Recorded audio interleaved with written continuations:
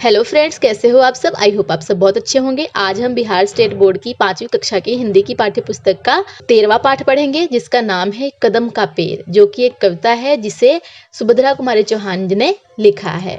इस कविता में एक बालक यह कल्पना करता है कि वह कदम का पेड़ अगर यमुना नदी के किनारे होता तो वह भी कृष्ण की तरह उस पर बैठ बांसुरी बजाता और अपनी माँ के साथ लुक्का छिपी खेलता। तो चलिए कविता शुरू करते हैं। यह कदम का पेड़ अगर माँ होता यमुना तीरे, मैं भी उस पर बैठ कन्हैया बनता धीरे धीरे। बालक अपनी माँ से कह रहा है कि यदि कदम का पेड़ यमुना नदी के किनारे होता तो वह भी कृष्ण की तरह उस पर चढ़कर बैठ जाता। ले देती यदि मुझे बांसुरी तुम 2 पैसे वाली, किसी तरह नीची हो जाती यह कदम की डाली। वह अपनी माँ से कहता है कि हे माँ, अगर तुम मुझे 2 पैसे की बांसुरी ले देती और किसी तरह से ये पेड़ की डाली जो है वो नीचे की तरफ झुक जाती, तुम्हें नहीं कुछ करता पर मैं चुपके चुपके आता, उस नीची डाली से अम्मा ऊंचे पर चढ़ जाता। किसी तरह पेड़ की डाली नीचे की तरफ झुक जाती तो वह अपनी माँ को कुछ नहीं कहता, पर झुकी हुई टहनियों का सहारा लेकर वह पेड़ पर चढ़ जाता।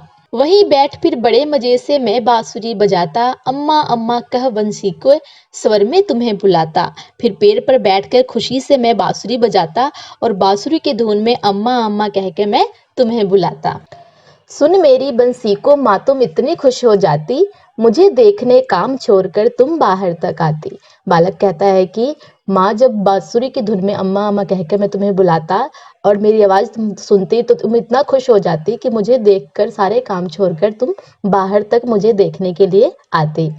तुमको आता देख बांसुरी रख में चुप हो जाता, एक बार माँ कह पत्तों में धीरे से छिप जाता। बालक कहता है कि तुम्हें आते हुए जैसे ही देखता मैं बांसुरी रख के चुप हो जाता और एक बार माँ कह के पत्तों में धीरे से छुप जाता। तुम हो चकित देखती चारों ओर, न मुझको पाती, तब व्याकुल सी हो कदम के नीचे तक आ जाती।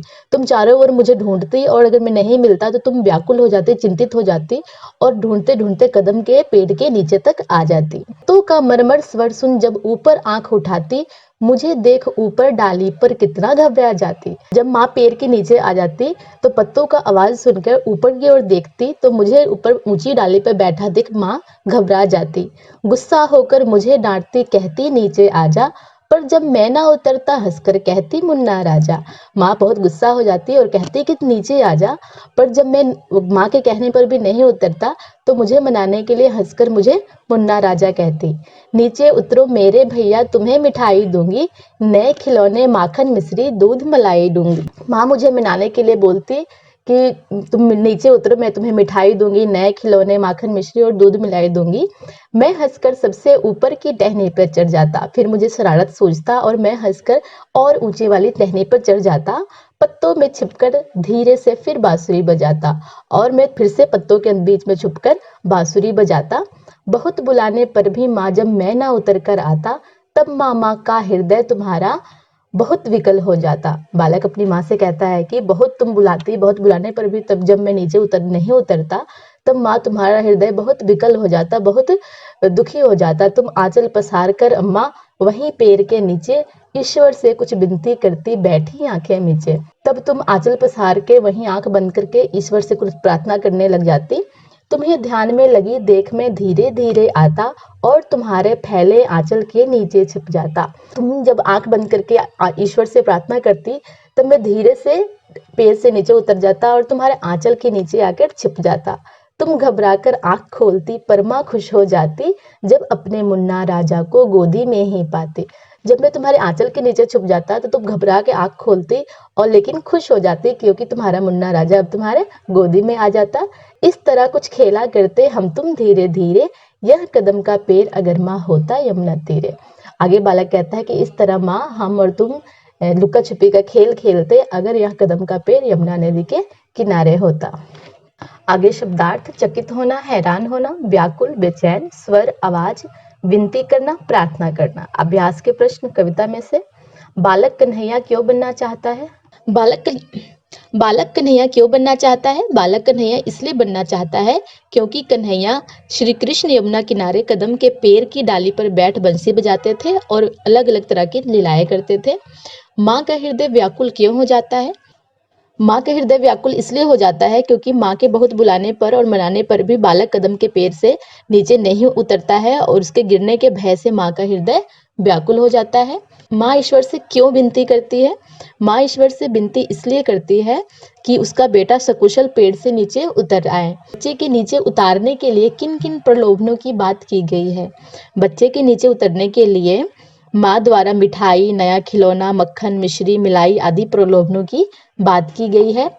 बालक किसके साथ और कौन सा खेल खेलना चाहता है? बालक माँ के साथ कदम के पेड़ पर बांसुरी बजाने, पेड़ की टहनी पर चढ़ने तथा पेड़ के पत्तों के बीच लुका छिपी का खेल खेलना चाहता है। आगे आपके अनुभव से प्रश्न, इस कविता की कौन कौन सी पंक्तियां आपको सबसे अच्छी लगी है? आप अपने जो भी मनपसंद पंक्ति आपको इसमें से अच्छी लगी है वो लिख सकते हैं। पर जब मैं ना उतरता तो हंसकर कहती मुन्ना राजा, नीचे उतरो मेरे भैया तुम्हें मिठाई दूंगी, नए खिलौने, माखन, मिश्री, दूध, मलाई दूंगी।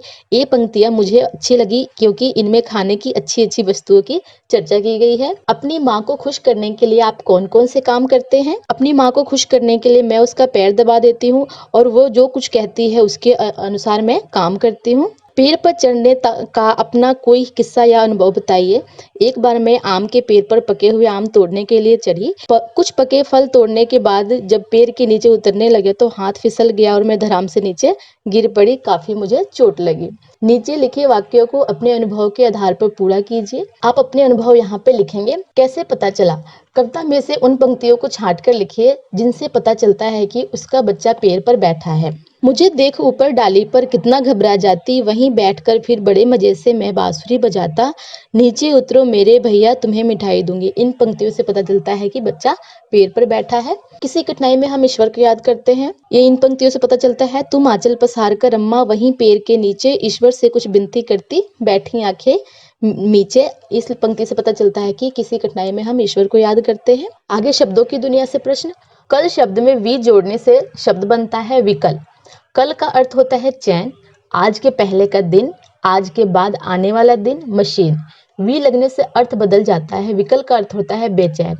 आप भी नीचे दिए गए शब्दों में वी लगाकर नए शब्द बनाइए। यहाँ मल में वी लगाने से विमल, नम्र, विनम्र, देश, विदेश, चित्र, विचित्र, शेष, विशेष, नाश, विनाश शब्द बनेंगे।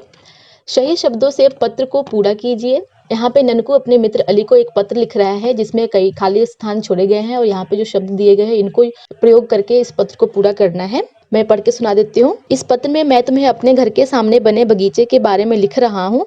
मेरे बगीचे में रंग बिरंगे फूल खिले हैं, आम के बड़े बड़े 5 पेड़ हैं, पानी का एक फवारा भी है, वहाँ सुंदर घास उगी है, ऊपर नीला आसमान दिखाई देता है, आसमान में पंछी उड़ते हैं।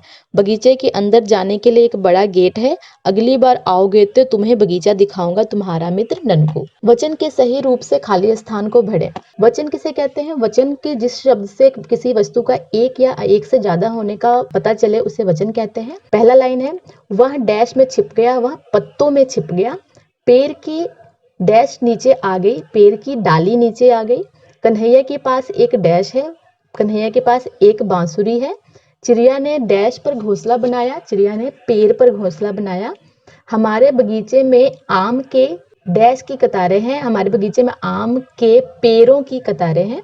मामा जी नया डैश लाए, मामा जी नया खिलौना लाए। उसने मेरे डैश संभाल कर रखे थे, उसने मेरे खिलौने संभाल कर रखे थे।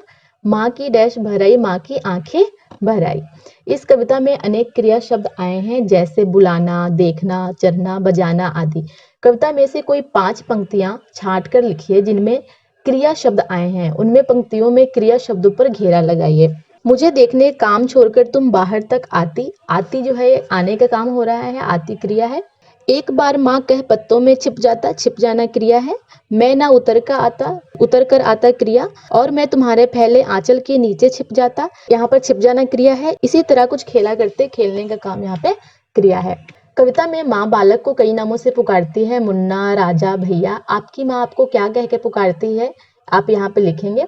नीचे दी गई पंक्तियों को ध्यान से पढ़िए। एक बार माँ कह पत्तों में धीरे से छिप जाता, इसी तरह कुछ खेला करते हम तुम धीरे धीरे। दोनों वाक्यों में धीरे शब्द का प्रयोग हुआ है। दोनों वाक्यों में धीरे शब्द के अर्थ में क्या अंतर है? पहले वाक्य में धीरे से शब्द का अर्थ है चुपचाप, बिना आहट के, किसी को पता न चले, जबकि दूसरे वाक्य में धीरे धीरे का अर्थ है आराम से, तसल्ली से। वाक्यों के रेखांकित अंशों का अर्थ समझाइए। टप पेड़ से आम टपका, टप टप टप टप पेड़ से आम टपकने लगे। टप शब्द का अर्थ है एक, टप टप टप टप शब्द का अर्थ है अनेक। नीचे दी गई वर्ग पहेली में खाने की 8 चीजों के नाम दिए गए हैं, खोज कर लिखिए। यहाँ पे आप शब्द जोड़ेंगे, जैसे पहला शब्द बन गया चाट, जलेबी, चावल। इस तरह से आप बाकी सारा शब्द ढूंढ के लिखेंगे। आगे कुछ करने के लिए आपके आसपास कौन कौन से पेड़ हैं, उनके नाम लिखिए। पेड़ों से होने वाले फायदों के बारे में बताइए। अपने बुजुर्गों से बात करके पता कीजिए कि उनके समय में गांव में पेड़ों की संख्या अधिक थी या आज अधिक है। यदि पेड़ों की संख्या कम हुई है तो उसके क्या कारण है, पेड़ों की संख्या बढ़ाने के उपाय खोजिए। इस कविता को कहानी के रूप में सुनाइए और लिखिए। श्री कृष्ण बचपन में क्या क्या शरारत करते थे, पता कीजिए, पढ़िए और अपनी कक्षा में सुनाइए। अगर आप घर पे हैं तो अपने दोस्तों और माता पिता को सुनाइए।